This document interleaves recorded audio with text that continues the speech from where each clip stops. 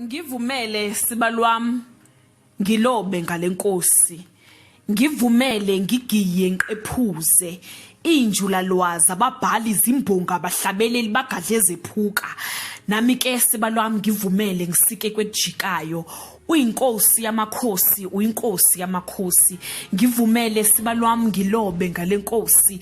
Ingqondo yami ayinawo amagama angachaza ubukhulu nobunkulunkulu nobungqongqoshe nokuphakama nokujula nokubabazeka nobuqaqabuli bakhe. Ngivumele sibalwami ngilobe ngalenkosi.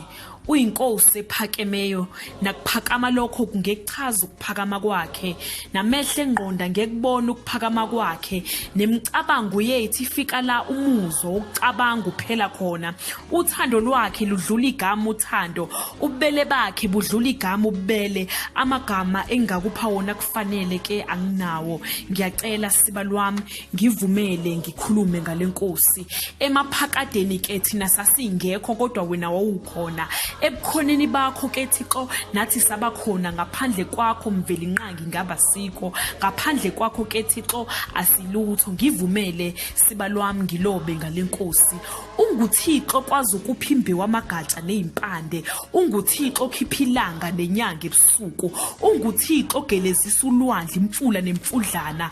Yena ke udala indlela lapho indlela ingekho khona. UnguThixo ongabheki njengabantu, unguye nginguye umafunga angajika umabizwa sabele. Ihlumele endlini kaJesu impande kaDavide. Ngivumele sibalwami ngilobe ngalenkosi. Lapho kuphela amandla usipha amandla amasha, lapho kumnyama ungukukhanya, lapho insizi nenhlupheko nokweswela nokufelwa nobuhlungu busifikela, wena usipha ubufakazi impela ngumduduzo opheleleyo.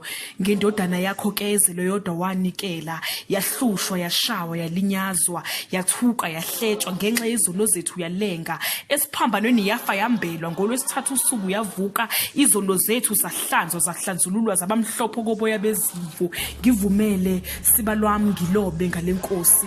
Uyabala inwele ekhanda lami, uyabala ukushaya kwenhliziyo yami, ingqondo yami amandla okucabanga uyipha yona.